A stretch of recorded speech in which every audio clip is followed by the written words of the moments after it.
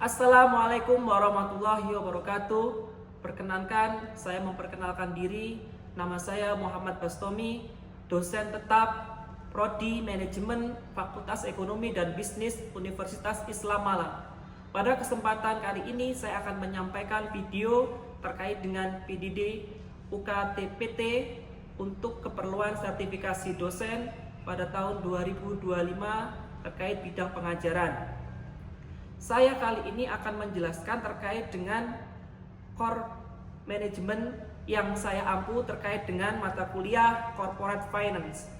Deskripsi mata kuliah Corporate Finance yaitu mata kuliah ini mempelajari berbagai konsep manajemen keuangan termasuk analisis laporan keuangan, nilai waktu uang, biaya modal, manajemen kas, manajemen persediaan, dan penganggaran modal. Mahasiswa akan dilatih untuk membuat keputusan keuangan yang tepat berdasarkan analisis data keuangan yang solid dan relevan. Dengan pemahaman ini, mahasiswa akan mampu menerapkan konsep-konsep manajerial dalam dunia bisnis. Mata kuliah ini memiliki beban SKS sebesar 3 SKS, yang mana diambil pada semester 3 dan juga termasuk mata kuliah wajib. Pembelajaran dilakukan sebanyak 16 kali pertemuan termasuk UTS dan UAS. Proses pembelajaran dilakukan dengan tatap muka. Materi pembelajaran menggunakan LMS yang bisa diakses untuk rencana pembelajaran semester, rencana tugas mahasiswa, materi, dan tentunya pengumpulan tugas. Metode pembelajaran yang dilakukan yaitu terkait dengan student centered learning, di mana memberikan kesempatan kepada mahasiswa untuk berperan aktif dalam memahami materi, menggali pengetahuan, dan mengembangkan keterampilan yang relevan dengan topik keuangan perusahaan. Dengan dilakukan pada tahapan ceramah, diskusi, dan brainstorming. Pengenalan materi melalui diskusi dan pembelajaran aktif, studi kasus dan aplikasi praktis untuk pemahaman terkait dengan soal yang dianalisis. Pembelajaran berbasis proyek tentunya akan menjadi penguat untuk latihan. Pemberian umpan balik dan refleksi dilakukan untuk menilai apakah mahasiswa sudah tepat dalam aplikasi yang dilakukan.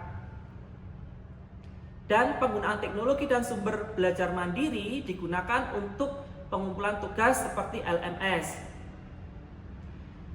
Pada mata kuliah Corporate Finance, capaian pembelajaran lulusan prodi yang dibebankan pada mata kuliah ini, yang pertama terkait dalam bidang sikap, berperan sebagai warga negara yang bangga dan cinta tanah air, memiliki nasionalisme serta rasa tanggung jawab pada bangsa dan negara. CPL pada bidang keterampilan umum yaitu mampu menerapkan pemikiran logis, kritis, sistematis, dan inovatif dalam konteks pengembangan atau implementasi ilmu pengetahuan dan teknologi yang memperhatikan dan menerapkan nilai humaniora yang sesuai dengan bidang keahliannya. Pada CPL bidang keterampilan khusus yaitu mampu mengambil keputusan manajerial yang tepat di berbagai tipe organisasi pada tingkat operasional berdasarkan analisis data dan informasi pada fungsi organisasi.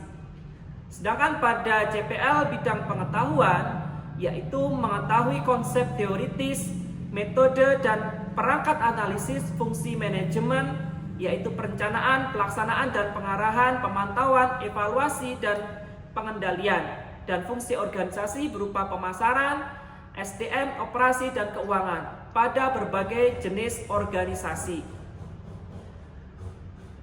Capaian pembelajaran pada mata kuliah ini diharapkan mahasiswa nantinya yang pertama mampu menelaah permasalahan pokok pembelanjaan perusahaan. CPMK kedua, mahasiswa mampu dan memahami jenis-jenis modal perusahaan dan sumber pembelanjaannya. CPMK ketiga, mahasiswa mampu menganalisis penilaian performance perusahaan berbasis laporan keuangan berupa analisis rasio keuangan. CPMK 4, mahasiswa mampu menganalisis dimensi waktu dalam nilai uang. CPMK 5, mahasiswa mampu menganalisis model-model perencanaan penjualan dan laba jangka pendek berbasis cost capital. Yang keenam, CPMK 6, mahasiswa mampu melakukan penganggaran modal dan memilih proyek dengan menggunakan teknik penganggaran modal. CPMK 7 berupa mahasiswa mampu menyusun manajemen modal kerja berupa manajemen aktiva lancar dan memperkirakan kebutuhan modal kerja berbasis konversi kas terhadap piutang, persediaan, dan utang lancar. Materi pembelajaran yang akan kita bahas pada satu semester ini, yang pertama, pengertian manajemen keuangan, tujuan dan ruang lingkup. Yang kedua, analisis laporan keuangan berupa rasio likuiditas, solvabilitas, leverage, profitabilitas, dan rasio aktivitas. Yang ketiga, time value of money and annuity. Yang keempat, cost of capital. Yang kelima, penganggaran modal. Yang keenam, manajemen modal kerja. Yang ketujuh, sumber keuangan jangka pendek dan jangka panjang. Yang kedelapan, manajemen kas dan piutang. Yang kesembilan, pengelolaan dan penganggaran modal kerja. Yang kesepuluh, manajemen persediaan. Pada tahapan evaluasi untuk memastikan ketercapaian CPMK dan CPL, maka simpulan hasil pembelajaran mata kuliah ini didasarkan atas beberapa komponen penilaian. Yang pertama, prestasi dan keaktifan sebesar 10%. Yang kedua, tugas terstruktur berbasis proyek 30%, UTS 30%, UAS sebesar 30%, totalnya adalah 100%. Sehingga rubrik penilaian pada scoring nilai dari 0 sampai 100 dengan predikat E sampai ke A. Berikut adalah video pembelajaran di kelas sebagai praktikum dengan memilih materi manajemen persediaan. Terima kasih. Assalamualaikum warahmatullahi wabarakatuh. Waalaikumsalam warahmatullahi wabarakatuh. Alhamdulillah, pada pertemuan hari ini kita dapat berjumpa lagi dalam mata kuliah Corporate Finance. Sebelum memulai pembelajaran, lebih baik kita awali dengan doa sehingga kita mendapatkan kebarokahan dan juga kemanfaatan ilmu. Berdoa, kita mulai. Bismillahirrahmanirrahim. Allahumma sholli ala sayyidina Muhammad wa ala ali sayyidina Muhammad walhamdulillahi rabbil alamin. Allahumma akhrijna min dhulumatil wahmi wa akhrijna bi nuril fahmi waftah lana abwaabal ilmi wa zayyinna bil akhlaqil hasani. Rabbi zidni ilman nafi'a wa rizqan wasi'a halalan thayyiban mubarakan waj'alna min ibadikas sholihin bi rahmatika ya arhamar rahimin. Wa sallallahu ala sayyidina Muhammad wa ala alihi wa sahbihi ajma'in. Walhamdulillahi rabbil alamin. Pada pagi hari ini kita akan melanjutkan pertemuan kita yang membahas manajemen persediaan, yang mana minggu lalu kita sudah membahas terkait dengan manajemen piutang dan beberapa materi lainnya. Pada materi ini, mahasiswa diharapkan mampu mengetahui sumber-sumber pendanaan jangka pendek dan menggunakan sesuai dengan kebutuhan perusahaan, terutama bersumber dari manajemen persediaan. Kalau kita lihat bahwasanya persediaan itu merupakan salah satu aset yang paling mahal pada perusahaan, karena lebih dari 25% dari total modal perusahaan dipresentasikan dalam bentuk persediaan. Jadi manajemen persediaan ini akan mempengaruhi bagaimana operasional bisnis berjalan. Manajemen persediaan yang baik mampu mengurangi biaya. Nah, ini kalau misalkan kita salah membeli barang atau salah pemesanan, sehingga akan membengkak biaya-biaya yang kita keluarkan.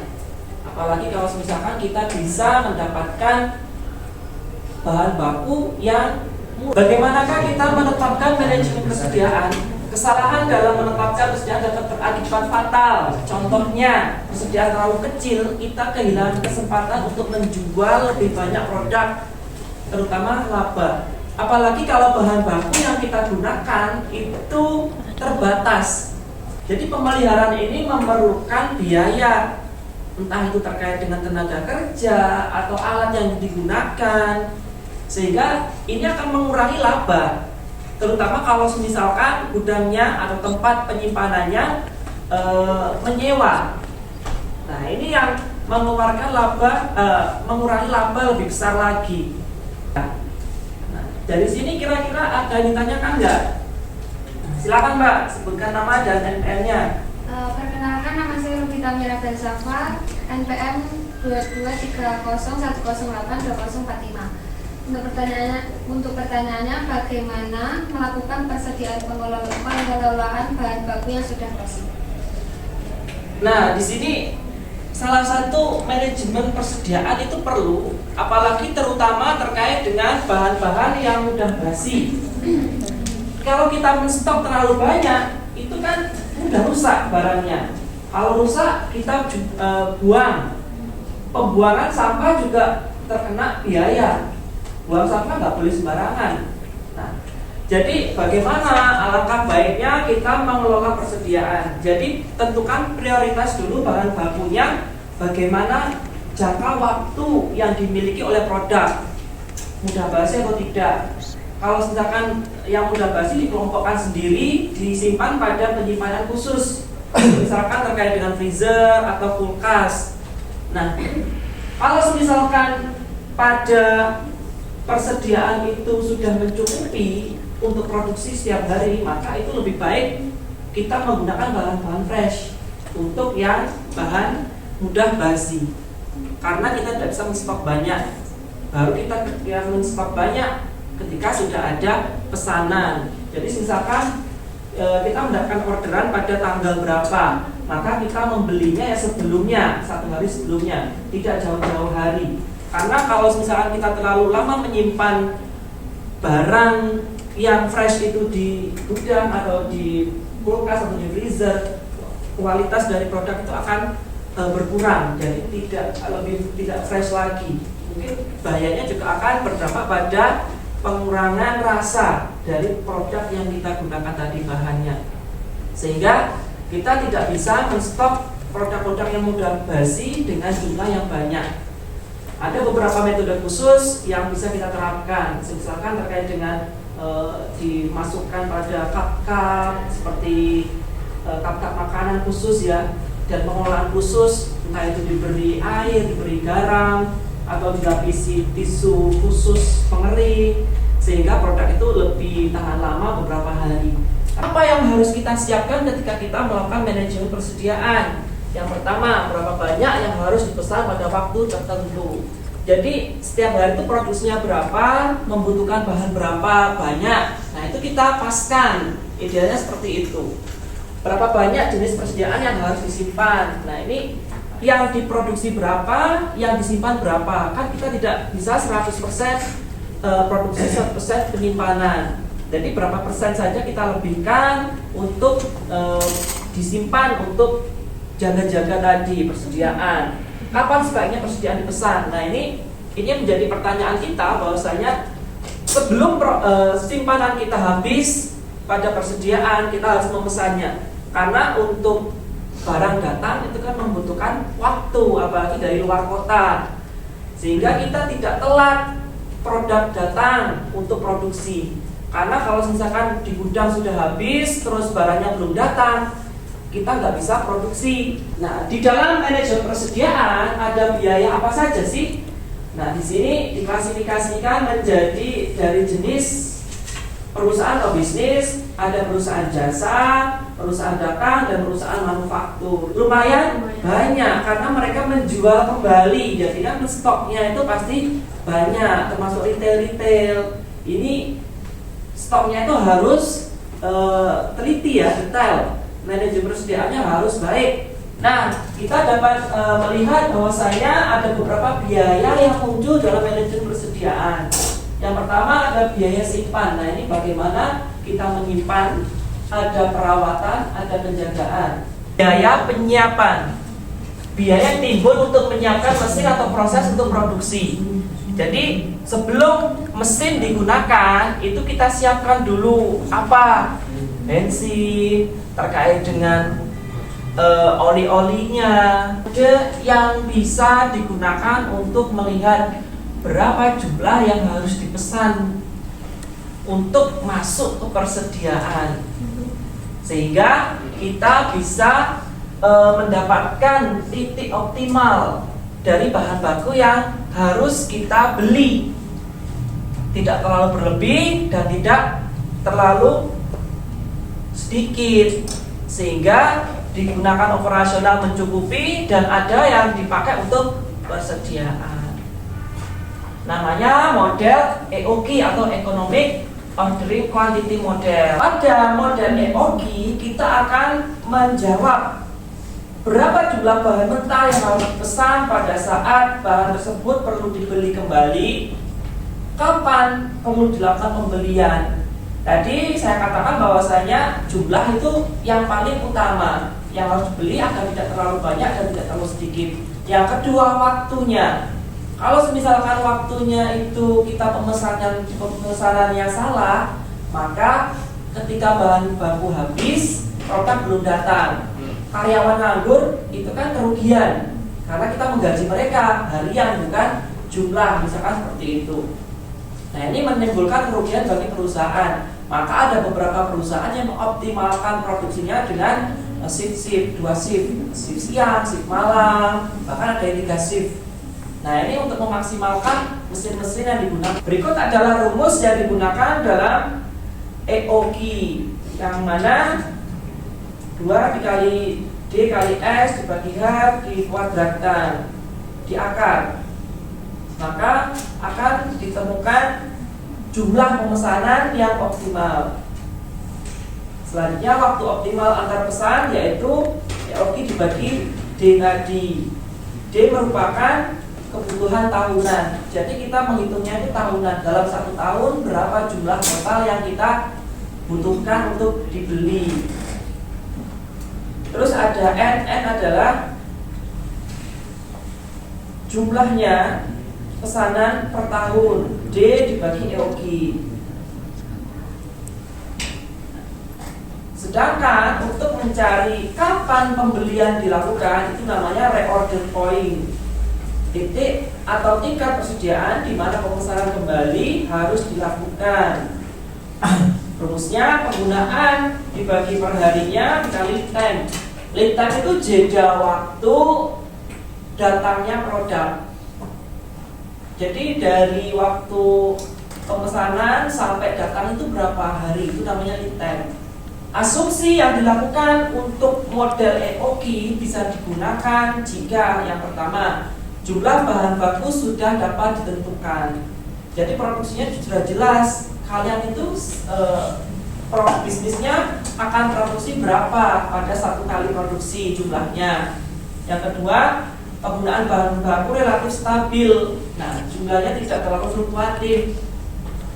Misalkan hari ini kita memproduksi 100 cup, tetapi besoknya 500 cup, berarti tidak stabil. Kalau stabil itu ya 100, 150 atau 90, sehingga pergeseran jumlahnya itu tidak signifikan. Harga bahan baku konstan. Nah, ini untuk bahan baku yang harganya relatif stabil, sehingga kita bisa menstok banyak atau dalam jumlah yang dibutuhkan. Lead time tadi mulai waktu tunggu pemesanan dan tidak terjadi stock out, kehabisan bahan. Nah, ini kalau misalkan kita kehabisan bahan waktu pesan, nah ini bahaya. Berarti kita tidak memiliki bahan baku untuk diproduksi.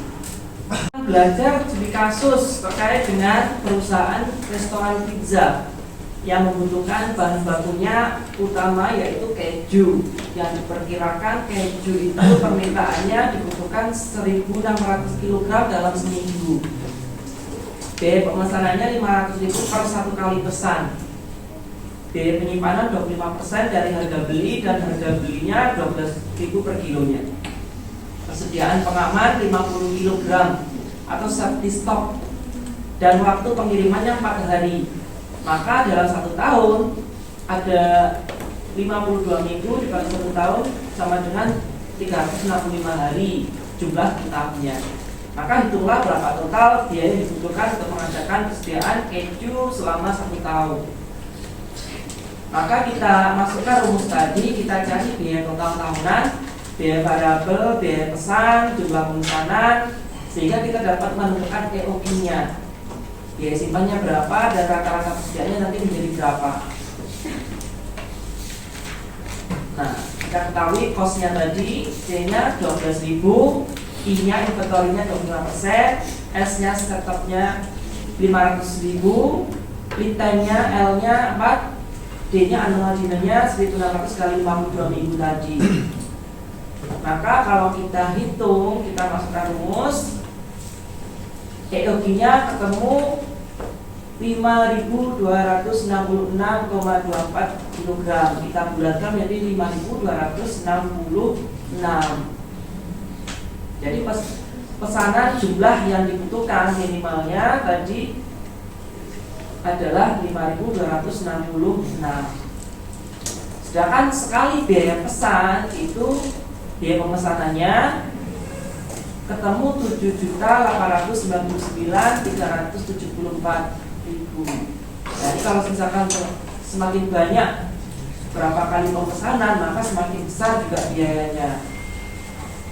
Sedangkan biaya simpannya ketemu 7.899.360. Jadi inilah yang menjadi titik bahwasanya kalau misalkan terlalu banyak bahan baku yang kita simpan dalam persediaan, maka semakin besar biaya simpanannya.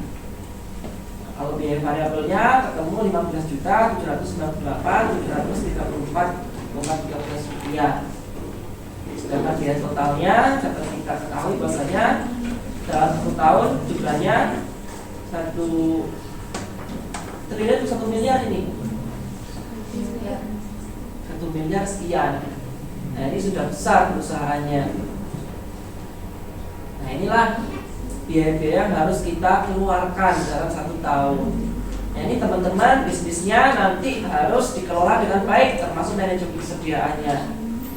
Nah, pemesanan ulangnya kapan? Nah, ini titik pemesanan ulangnya ketika di gudang persediaannya tersisa 962 kg. Jadi ketika 962 kg, teman-teman harus memesan kembali karena pada pemesanannya tadi membutuhkan lead time atau waktu jeda. Nah, ketika service stoknya digunakan, terus gudang terakhir digunakan, bahan baku di gudang terakhir digunakan, maka ketika produk datang, produk baru datang, maka mencapai pada safety stock. Sehingga berapa kali sih dalam pemesanannya setiap tahun terjadi selama sejumlah 16 kali. Terkait dengan hambatan dalam pengelolaan persediaan, pastinya ada yang harus kita siapkan. Karena persediaan ini bersifat sangat krusial. Salah dalam pengelolaan maka bisa menyebabkan membengkaknya biaya sehingga mengurangi laba, bahkan sampai menyebabkan kerugian.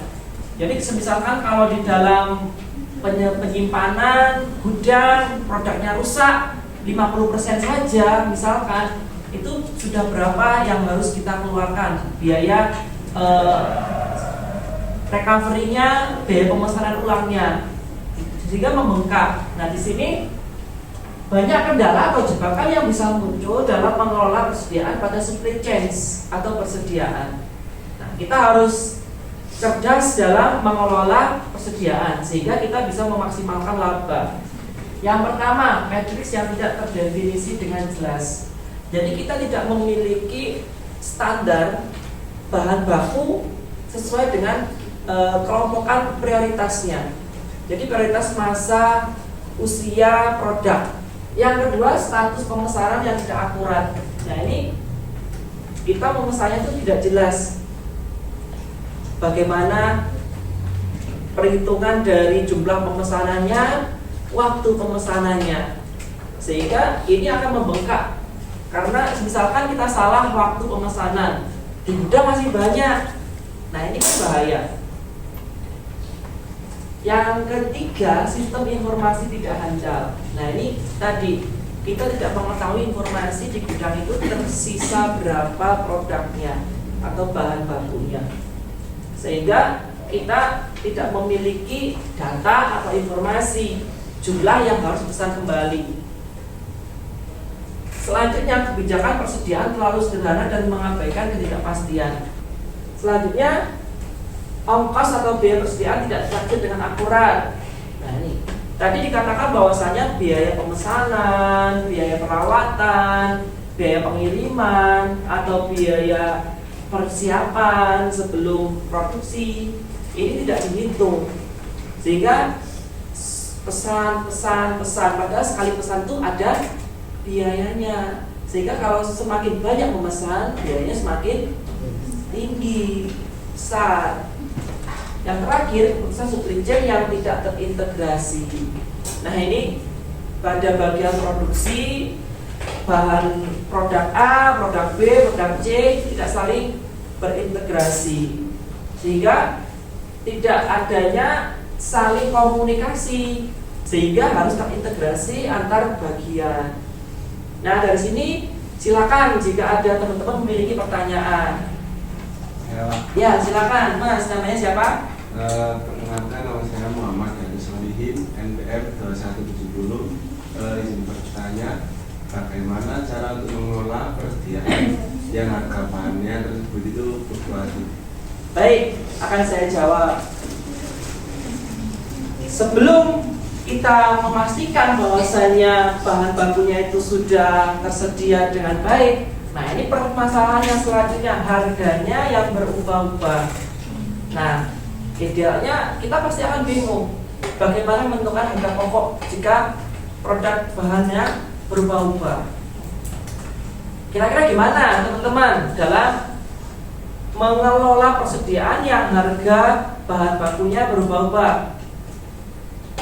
Gimana strateginya? Yang pertama, ya kita harus mencari supplier yang memiliki apa? Harga paling murah. Yang pertama. Jadi dari perubahan harga tadi, mana yang masih memiliki harga yang paling murah? Yang pertama. Yang kedua, jika bahan bakunya tadi terbatas pada beberapa periode, misalkan tidak ada banyak setiap hari, maka kita bisa menstok ketika bahan bakunya banyak. Terkait dengan pengelolaan manajemen persediaan, dapat kita simpulkan bahwasanya manajemen persediaan ini adalah strategi penting yang harus dilakukan perusahaan atau bisnis untuk memaksimalkan laba perusahaan. Jadi kita harus tepat dalam menentukan jumlah yang harus dipesan dan kapan pemesanannya dilakukan, sehingga kita bisa memaksimalkan laba perusahaan. Terima kasih. Untuk minggu depan kita akan membahas materi selanjutnya terkait dengan time value of money atau nilai waktu dari uang. Selanjutnya untuk absensinya Lupita, Pramudita, Fatima, Satria, Muzayin, Oksania, Siti Fatimala. Nah itu tadi absensi pada pertemuan hari ini. Untuk pertemuan hari ini kita tutup dengan doa. Kita tutup dengan doa, semoga diberikan barokah ilmu dan juga kemanfaatan. Doa, silakan. Bismillahirrahmanirrahim. Rabbana anfa'na bima 'allamtana, Rabbi 'allimna alladhi yanfa'una, Rabbi faqihna wa faqih ahlana wa qarabati lana fi dinina, Rabbana zidna ilman nafi'a warzuqna halalan thayyiban waftah lana futuhan hikmatan yassir lana kulla umurina waghfir lana jami'a khotoya wa do'anna kulla ahwalina wa barik lana fima atoita waqtim lana husnal khatimah. Subhanakallahumma wa bihamdika asyhadu an la ilaha illa anta astaghfiruka wa atubu ilaik. Saya mengucapkan mohon maaf jika dalam satu semester ini mendampingi teman-teman banyak kurangnya, dan juga semoga ilmu yang kita pelajari bermanfaat. Terima kasih banyak. Assalamualaikum warahmatullahi wabarakatuh. Waalaikumsalam warahmatullahi wabarakatuh.